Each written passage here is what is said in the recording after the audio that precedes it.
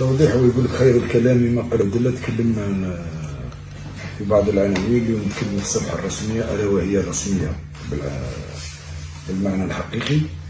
نظن كان عندنا وقت فين يعني تأثروا المسيرين، تأثروا الأنصار اللاعبين، يظنوا باللي قندوسي انتهى من وفاق سطيف. في جملة بسيطة، قندوسي موجود في وفاق سطيف وباقي إلى تحويل مؤجل. إن شاء الله يا ربي يتحول في وسط الشان، في نهاية الشان، قبل الشان، حسب العروض اللي راهي اليوم تتهاطل عليه. إن شاء الله يكون أحسن عرض اللي يناسبه هو. أولا هو حر، هو اللي حر في الاختيار. واليوم الحمد لله أنا نظن باللي الأستاذ حداد كان دائما هو وكيل أعماله، مي سيتي دون لو فيرتوال، يعني ما كانش وثيقة رسمية اللي خلات الناس كل يحسبوا هذا اللاعب هذا ويلعب كرة برك. هذا صديق تاعهم اللي كان يلعب في الفئات الدنيا وهو متكفل به. اليوم رجع النصاب.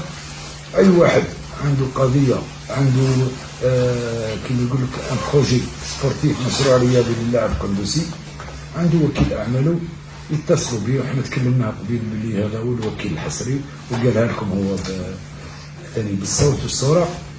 نتمنى ان شاء الله هذا الناس اللي تصطاد في الأماء العاكرة. احنا فريق جزائري وبدون شك نعيشوا مشاكل، والناس كنت تعيش مشاكل وتحضر في سوء تفاهم ما بين اللاعبين والإدارة، ماهوش خاصة مع قندوسي. ربما قندوسي كانت عندها ثقل كبير لأن كل الأنصار ينظروا ليه بلي ربما التحويل تاعو يرجع بالفائدة على النادي. وذاك تأثروا لما سمعوا كلام بلي قندوسي راح يمشي حر من وفاق سطيف. احنا ما تكلمناش، احنا تكلمنا لما اليوم لاعب أمامنا، ما تكلمناش في الغياب. أنا شخصيا كرئيس مجلس إدارة ما دليت بحتى تصريح منذ هذا الزوبعة اللي صرات. كان بالحق يعني وهي معروفة، وقندوسي وقالها لكم بدون مش أول مرة اللي يشتكي وفاق سطيف، 6 مرات 7 مرات والف. المرة الجاية كي يشكي ما نسلكوش، باسكو من يشكي نسلكو، وكون ما نسلكوش خطرة ما يزيدش يشكي. هذا ما كان. إن شاء الله يبقى وليدنا ويبقى إن شاء الله يمد مردود أحسن وأحسن. نتمنى له كأس أفريقيا المحليين في أعلى مستوى، ولما تكون في أعلى مستوى تكون في أعلى تحويل، يعني راح يتحول في القيمة الحقيقية تاعو. ربي يوفقه إن شاء الله، والحياة مستمرة. وما هو إلا مشكل بسيط رايحين نشوفوا فيه الآن الناس أو منا ومنا ومنا كلام من هنا وهناك. الإنسان يعيش في الواقع، لا يعيش في المواقع. نعيش في الواقع. الواقع كانت نسميهاش مشكلة، كان خلل ما بين الإدارة واللاعب قندوسي. اليوم لا يوجد خلل ما بين قندوسي والإدارة، انتهى الأمر. نقولوا الحمد لله يا ربي، ونتمنوا له يزيد يمشي في الأحسن. يعني اليوم معاه اللاعبين وعنده أمثلة أمامه وعايش معاهم. عبد المؤمن جابوه مثال يعني راهو الآن يرتدي 4 قبعات، ولا مش قبعة واحدة، قبعة لاعب وقبعة مسير وقبعة مدرب وقبعة مناصر، كل حاجة يحضر فيها. وللناس يعني رغم تقدمه في السن، الناس يعني ربما تقول الحمد لله حضروا له مشواره المستقبلي إن شاء الله.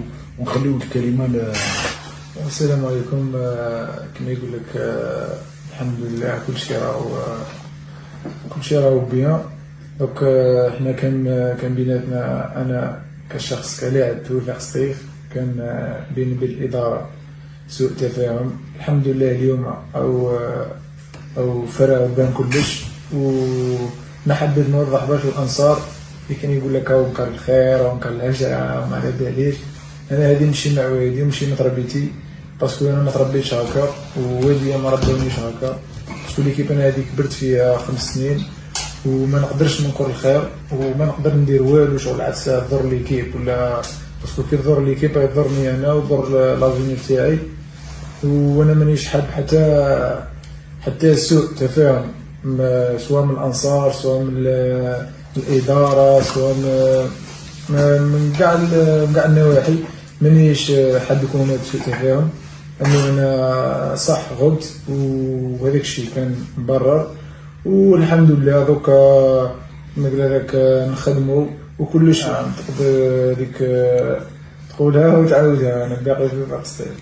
يعني شغل ملاحظه باينه، شغل ما نقدرش نغيرها، لانه شغل الفريق عشت فيه كبرت فيه، هو اللي وصلني لهذه البلاصه، وهو وصلني لهذه البلاصه اللي راني فيها، والحمد لله.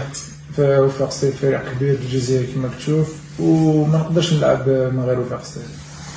يعني احنا في دور مهام يعني كاستشاره قانونيه باش نوظفوا يعني الراي العام، وبالاخص المناصب وفاق سطيف، يعني ما نقولوش في مدينه سطيف، نقولوا في الداخل وخارج الوطن، يعني لعلاقه هذا الفريق.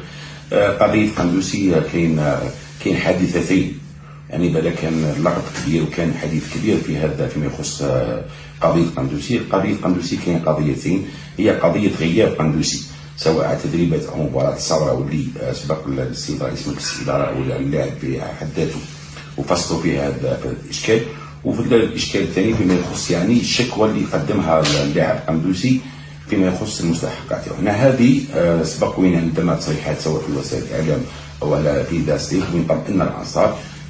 احنا اليوم لنا في الصفحه الرسميه للنادي نزيدوا نوضحوا هذا النقطه. احنا اليوم ماناش نجاملوا في الناس، ماناش نشكروا في الناس، ولكن الشيء اللي لازم نلمحوا ليه يعني بعد الاستشاره مع طلب الاستشاره من طرف الاداره والقضاء والوثائق اللي قدموها لنا، شفنا باللي كاينه احترافيه يعني من طرف الاداره، لانه الاشكال اللي كان هو هل صفقه قندوسي اللي راح تعود بعائدات ماليه يعني سينتعش بها الفريق، او رحيل قندوسي بدون هذا الاموال للفريق. احنا هذه النقطه القانونيه بالذات الاداره كانت يعني محميه، لانه اليوم علاش يكون الاشكال يكون اللاعب قندوسي حر اذا كانت عنده يعني مده شهرين ويوم وين يقدر يكون ليبر.